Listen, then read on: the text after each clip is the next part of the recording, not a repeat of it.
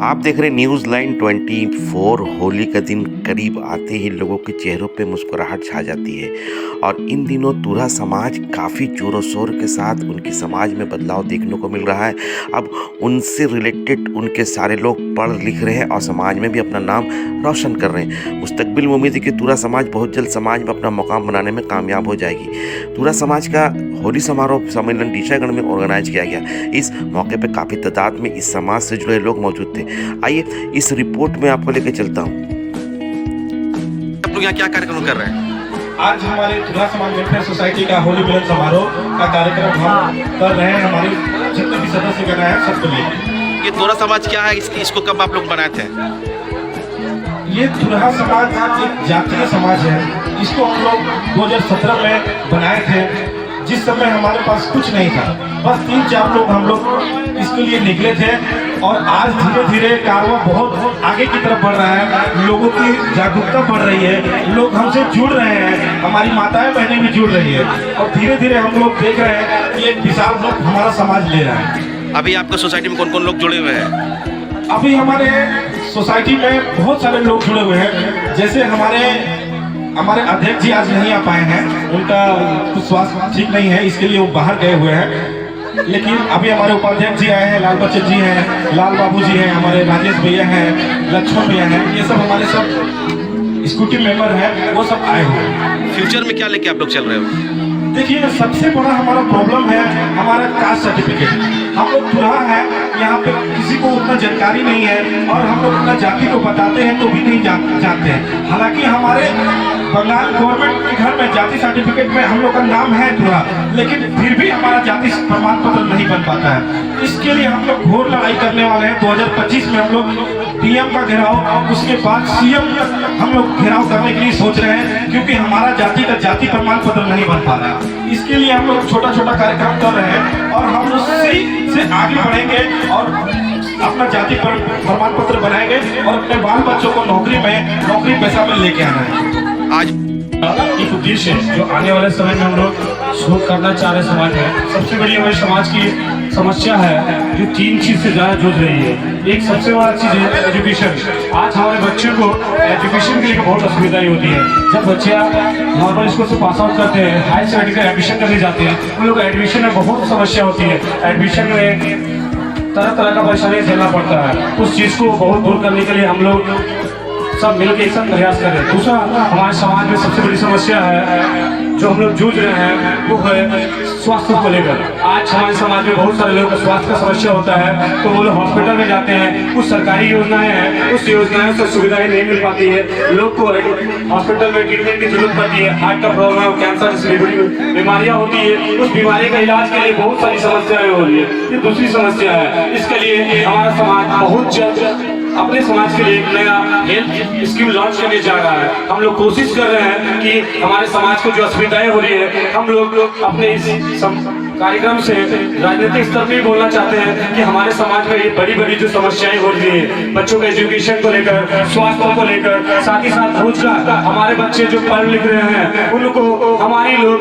सब्जी बेचने के लिए भेज दे रहे हैं, लेकिन हमारे समाज के बच्चे में इतनी प्रतिभा है, वो कार्यक्रम के माध्यम से हम लोगों को दिखा रहे हैं कि हमारे समाज के बच्चियां किस तरह से आगे बढ़ के क्या क्या कर सकते हैं। ये मैसेज मैं सबको छोड़ दे रहा हूँ। आज जितने भी राजनीतिक स्तर के लोगों को ये भी कहना चाहूंगा, सर हमारे समाज के लोगों को थोड़ा ध्यान दीजिए, क्योंकि आज ये समाज जग चुका है और आने वाला समय 2025 हम लोग अगर हमें सुविधाएं नहीं मिलती है तो हम लोग डीएम से लेकर सीएम तक का घेराव सोचे नहीं है, करना है और करेंगे भी सर। ये हमारा सर जितने भी है राजनीतिक स्तर से हमारा डिमांड समझ लीजिए, ये हमारा सुविधाएं समझ लीजिए, हम लोगों से मांग रहे हैं। धन्यवाद सर। हम जिस सोसाइटी में रहते हैं आज भी लोग बेटियां पैदाइश पे मायूसी हो जाते हैं, लेकिन आज मैं देख रहा हूँ कि आपकी बेटी बहुत अच्छी परफॉर्मेंस की है। जब बेटी को आप तरक्की करते हुए देखते हैं तो कितनी खुशी होती है? मेरा सोच तो शुरू से ही ये था कि बेटियां आगे आए। मेरी 2 बेटी हैं, बड़ी वाली बीबीए कर रही है। मेरी 2 बेटी होने का मैंने बहुत लोगों से सुना है कि एक बेटा होना चाहिए, एक बेटा होना चाहिए, लेकिन मैं अपने हस्बैंड के सपोर्ट से उनकी सोच के अनुसार मेरी 2 बेटियां हैं। उन्होंने कभी ऐसा मुझे नहीं कहा, न मेरे ससुराल वाले ने कहा। मुझे गर्व होता है, लेकिन मेरे परिवार के लोगों ने बहुत मुझे ताना दिए। चाहूंगी कि बेटियां भी आज के डेट में बेटों से कम नहीं है। अपनी बेटियों को पढ़ाइए, आगे बढ़ाइए। क्योंकि मैं जिस समाज में रहती हूँ वहाँ बेटों को ज्यादा अहमियत दी जाती है, लेकिन मैं चाहती हूँ नहीं, बेटियों को भी अहमियत दी जाए, क्योंकि बेटियां आज के डेट में किसी से कम नहीं। और बेटियां ही अब समाज का नाम रोशन करी, मुल्क चला रही है। मेरा ये सवाल है कि जो लेडीज 5 प्रोग्राम सुनने के लिए आए तुरा समाज से, उनके लिए क्या मैसेज है आपका? समाज से यही मैसेज, यहाँ की बहनों से यही मैसेज है कि आप लोग भी आगे आए, आगे बढ़े और अपनी बेटियों को, खासकर बेटियों को, बेटे तो पढ़ भी लेंगे लेकिन खासकर बेटियों को आगे बढ़ाएं। बेटा आपका परफॉर्मेंस को हमने देखा, कांग्रेचुलेट, बहुत अच्छे परफॉर्मेंस कर रहे हैं। अपने पेरेंट को क्या बोलोगे इस मौके पे? अपने पेरेंट्स को आप क्या बोलेगा? मैं अपने पेरेंट्स को यही बोलूंगी कि मुझे पढ़ाई के साथ साथ मुझे बहुत कुछ करना, बहुत कुछ सिखाया है। और मैं यहाँ पे सभी पेरेंट्स को बोलूंगी कि आप भी अपने बच्चों को बहुत पढ़ाई करवाइए, पढ़ाई करवाना चाहिए, लेकिन पढ़ाई के साथ और भी उन्हें एक्स्ट्रा कुछ एक्टिविटी सिखाइए, कहीं पे अच्छा कुछ सिखाइए ताकि वो आगे बढ़े। और सभी समाज वालों से मैं यही कहूंगी कि बच्चों को आगे बढ़ाने का सबसे ज्यादा जो दायित्व होता है वो परिवार, अपने माँ बाप का होता है। क्योंकि कहते हैं कि बच्चे जब जन्म देते हैं तब माँ बाप ही उनके सबसे पहले गुरु होते हैं, वही उनसे ही शिक्षा मिलती है, उसके बाद वो स्कूल कॉलेज वाले जाते हैं।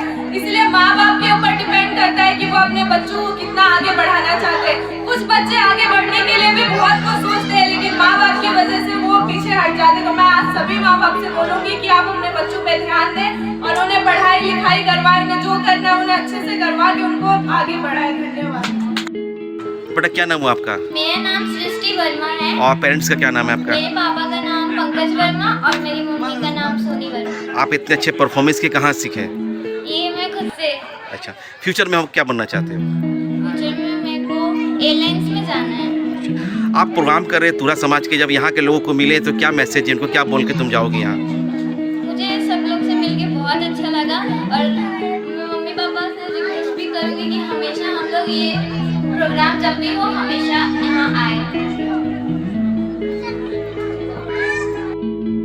बेटा आपका परफॉर्मेंस को हम लोग ने देखा, बहुत अच्छे परफॉर्मेंस किया, लेकिन आप ही के समाज के जो बच्चे आप पढ़ने चाहते हैं लेकिन माँ बाप उनको पढ़ने नहीं दे रहे, उन पेरेंट्स को क्या बोलोगे? उन पेरेंट्स से ये गुजारिश है कि आगे का अपने बच्चों जो उनकी ख्वाहिश है, उनकी ख्वाहिश को, उनके अंदर की हुनर को अंदर से बाहर निकालें और दुनिया को दिखाएं कि हमारी बच्ची पढ़ सकती हो और आगे का मतलब कुछ कर सकती है और अपने पैरों पर खड़ा हो सकती है। हर लड़की की कामना होनी चाहिए कि अपने पैरों पर खड़े हो और अपने माता पिता का नाम रोशन करे। और यहाँ नहीं, अपने पूरे इंडिया के विषय में अपना नाम को आगे बढ़ाए और अच्छा काम करे और समाज को आगे बढ़ाने की एक नई शुरुआत करें। और हम सभी से मतलब लोगों से देख के ये शिक्षा मिलती है कि हमें आगे बढ़ने के लिए कुछ लोगों से जानकारी लेना चाहिए और कुछ शिक्षा भी लेना चाहिए, क्योंकि माता पिता से बात होता है लेकिन कुछ लोगों का भी ऐसी बात होती है जो हमें कार्य को आगे बढ़ाने की भी क्षमता देती है। धन्यवाद। तुरा समाज ये जो काम करे तो तुरा समाज के लिए क्या बोलेगा? तुरा समाज के लिए मुझे तो बहुत खुशी की बात है कि हमारे तुरा समाज में जो जुड़े हुए हमारे छोटू चाचा और राजेश चाचा, इन दोनों ने लगातार 5-6 साल से तुरा समाज में जुड़ के जितने कार्यक्रम किए हैं और आशा लगता विश्वास है कि आगे भी चल के हमारे चाचा मतलब हमारे चाचा जी लोग बहुत आगे चल के अच्छा कार्य करेंगे और हमारे तुरा समाज का नाम रोशन आगे तक बढ़ाए रखेंगे।